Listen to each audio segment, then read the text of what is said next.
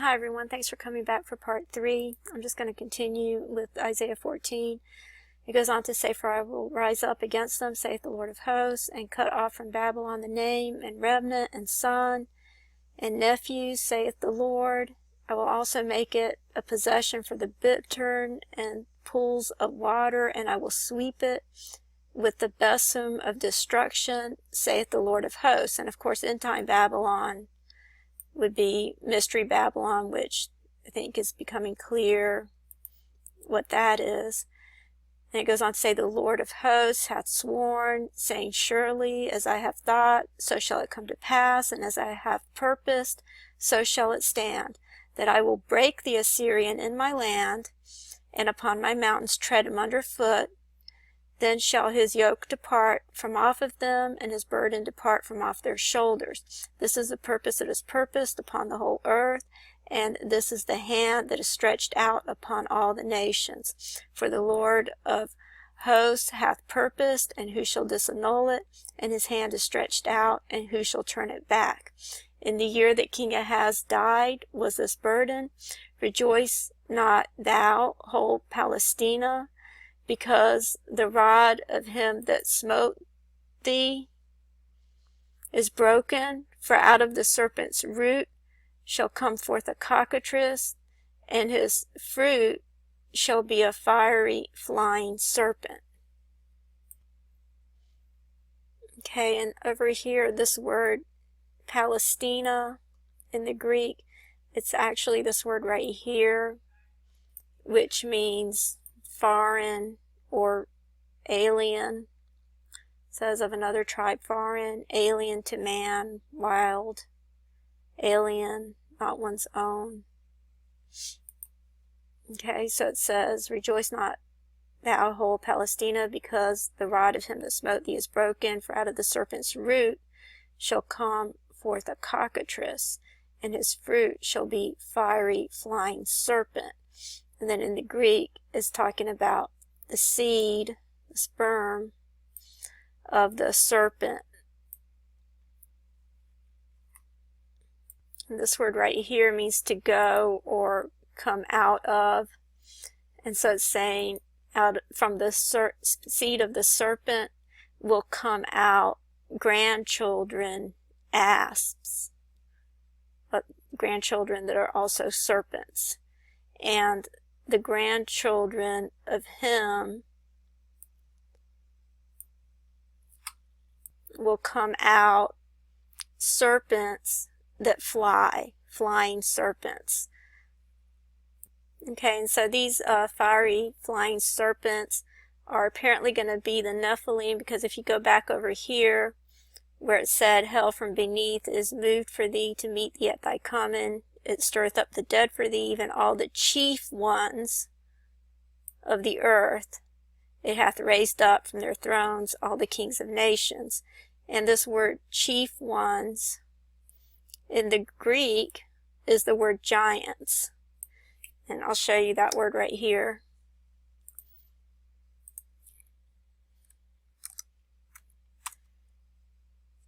No, it didn't come up that way. I'll do it on Google Translate.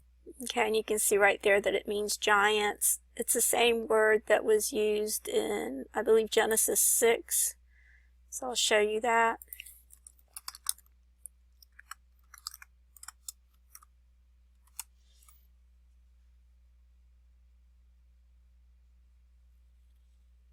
Over here in Genesis 6:4, it says, "There were giants in the earth in those days, and also after that, when the sons of God came in unto the daughters of men, and they bare children to them, the same became mighty men, which were of old, men of renown." And so this is the after that, because it says there were giants in those days, and also after that. So this is the part where it's talking about the after that, and you can see the word giants right here, which is the same word that was in Isaiah 14. Over here where it says, "Hell from beneath is moved for thee to meet thee at thy coming. It stirreth up the dead for thee, even all the chief ones of the earth. It hath raised up from their thrones all the kings of the nations." and the word chief ones in the Greek is the word giants. So he's going to go to the underworld to stir up the giants, and then from the sperm that comes from the staff of the serpent, once it's broken, there will come out the grandchildren of the serpent, and they'll be fiery flying serpents. That's how it reads in the Greek. And then it goes on to say, and the firstborn of the poor shall feed, and the needy shall lie down in safety, and I will kill thy root with famine, and he shall slay thy remnant. How, O gate, cry, O city, thou whole Palestina art dissolved. And the word Palestina means foreign or alien. For there shall come from the north a smoke, and none shall be alone in his appointed times. What shall one then answer the messengers of the nation, that the Lord hath founded Zion, and the poor of his people shall trust in it? So this is referring to the redemption, which is what it had talked about in the beginning, and this is what is going to be taking place on earth once that happens. And over here, getting back to this 2 sticks, I just want to show you what Ephraim represents. And I guess we could start right here with verse 11 again, Genesis 48:11. It says, And Israel said unto Joseph, I had not thought to see thy face, and lo, God hath showed me also thy seed.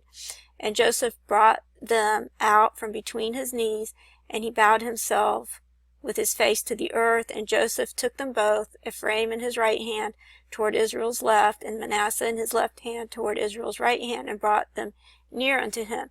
And Israel stretched out his right hand, and laid it upon Ephraim's head, who was younger, and his left hand upon Manasseh's head, guiding his hands wittingly, for Manasseh was the firstborn. And he blessed Joseph, and said, God, before whom my fathers Abraham and Isaac did walk, the God which fed me all my life long unto this day, the angel which redeemed me from evil, bless the lads, and let the name be named on them, and the name of my fathers Abraham and Isaac, and let them grow into a multitude in the midst of the earth. And when Joseph saw that his father laid his right hand upon the head of Ephraim, it displeased him, and he said, and he held up his father's hand to remove it from Ephraim's head unto Manasseh's head. And Joseph said unto his father, Not so, my father, for this is the firstborn. Put thy right hand upon his head. And his father refused, and said, I know it, my son, I know it. He also shall become a people, and he shall be great. But truly his younger brother shall be greater than he, and his seed shall become a multitude of nations. And he blessed them that day, saying, In thee shall Israel bless, saying, God make thee as Ephraim and Manasseh. And he set Ephraim before Manasseh. And Israel said unto Joseph, Behold, I die, but God shall be with you, and bring you again unto the land of your fathers. So the blessing of the firstborn was given to Ephraim, even though he was the younger one. And Israel said that his seed would become a multitude of nations. So Ephraim represents the nations, whereas Manasseh represents Israel. So that's what the 2 sticks represent that we talked about in Ezekiel 37.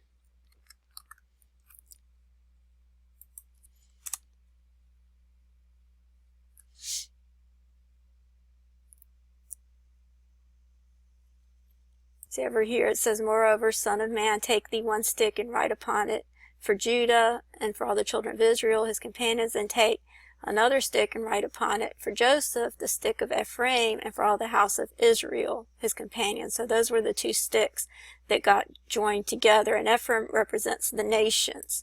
So the nations, the Gentiles, will be joined with Israel. The 2 sticks will be joined together at the time of the resurrection, and the 2 sticks represent the 2 witnesses, and I'll try to show you that next. Okay, you see the 2 witnesses are represented by the number 11. It comes up in Revelation 11, and it says, And there was given unto me a reed like unto a rod, And the angel stood, saying, Rise and measure the temple of God, and the altar, and them that worship therein. But the court which is without the temple leave out, and measure it not, for it is given unto the Gentiles. And the holy city shall they tread under foot 42 months. And I will give power unto my 2 witnesses, and they shall prophesy 1,260 days, clothed in sackcloth. These are the 2 olive trees and the 2 candlesticks, standing before the God of the whole earth. So over here you have 4 items. You see it's Revelation 11:4, and there's 4 items because there's 2 olive trees and 2 candlesticks, but they're really 2 because it says, I will give power unto my 2 witnesses. And the reason it's 2 and not 4 is because the 2 have become one. The olive trees have become synonymous with the candlesticks and vice versa. So even though there's 2 witnesses, they're both the same because they're both olive trees and they're both candlesticks. And so when you go to, this is in Revelation 11:4, when you go to Zechariah 4:11, it says the same thing.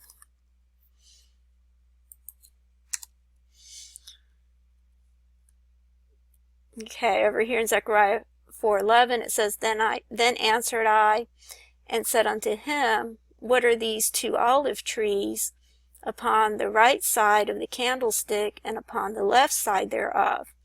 And I answered again and said unto him, What be these 2 olive branches, which through the 2 golden pipes empty the golden oil out of themselves?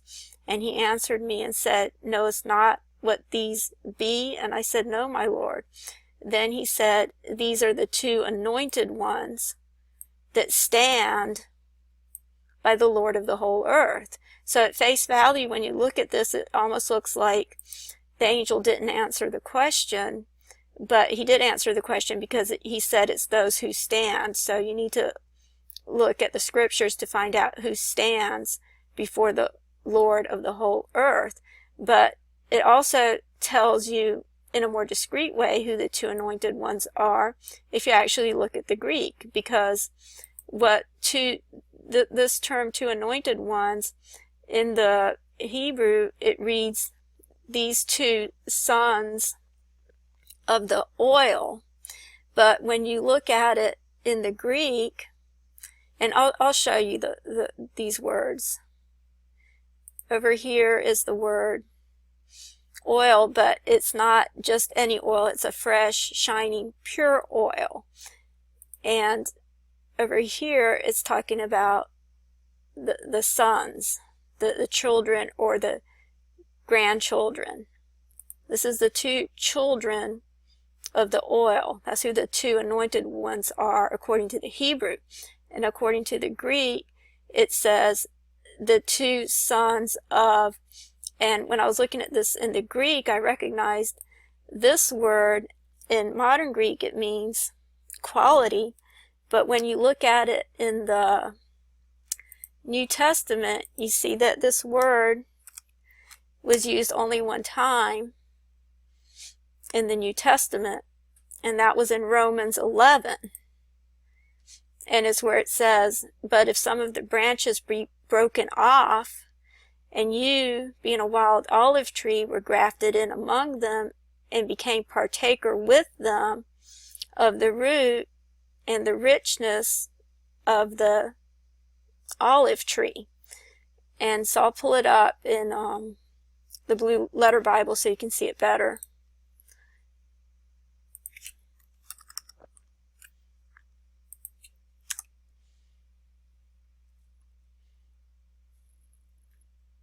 Okay, it's right here in verse 17, and it says, And if some of the branches be broken off, and thou being a wild olive tree were grafted in among them, and with them partakest of the root and the fatness of the olive tree. So it's this word that was translated as fatness in the Greek. It's this word right here, which is the same word that was in Zechariah 11. Well, not 11:4, but the last verse in Zechariah. And you see again, this is coming up in chapter 11, because the number 11 always seems to represent the two witnesses, which I believe also represents the DNA that will be restored as well. And I'm about out of time in this video, so I'll have to continue in the next one. Thank you.